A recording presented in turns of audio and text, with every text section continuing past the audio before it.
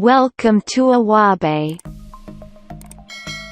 Ever since the beginning, the girl's family member disagree her relationship with the boy, saying that because of family background, if she insists of being together with the boy, she'll suffer for her whole lifetime.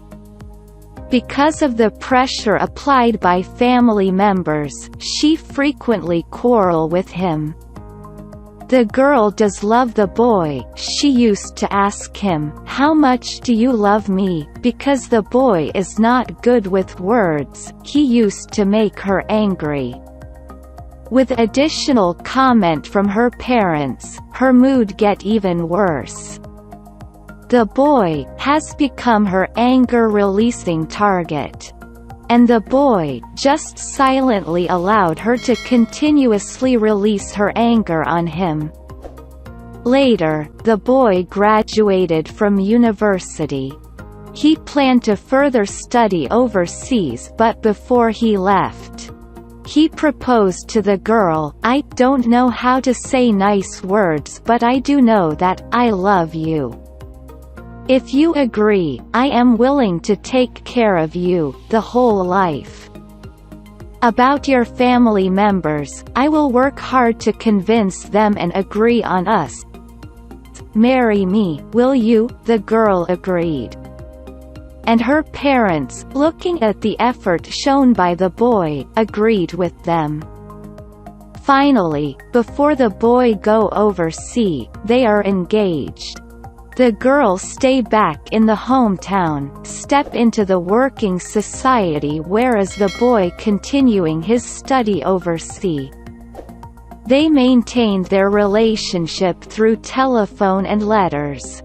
Although time is difficult to get through with, but both of them never give up. One day, the girl left home for work as usual. On her way to the bus stop, a car lose control and knock her down.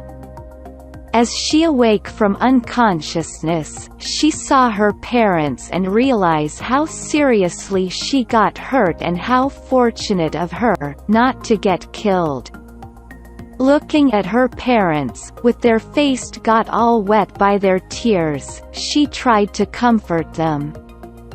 But then, she found out that she can't even spell out a word. She tried her best to make some voice, but all she managed was to breath without any voice. She's mute.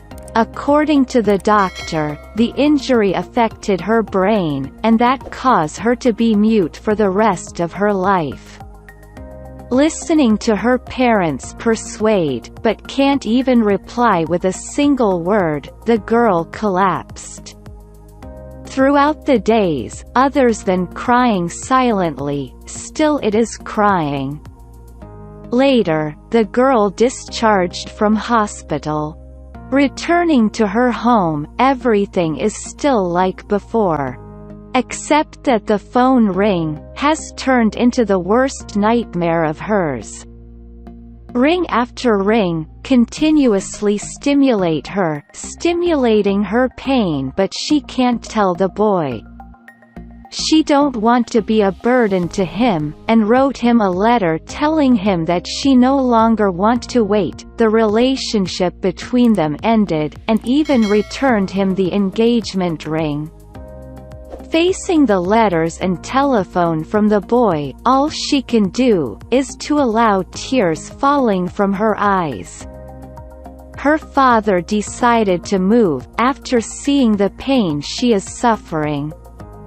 Hoping that she could forget everything and be happier into a new environment, the girl started to learn, slowly picking up sign language and start over again. Also telling herself to forget the boy. One day, her best friend tell her that the boy's back.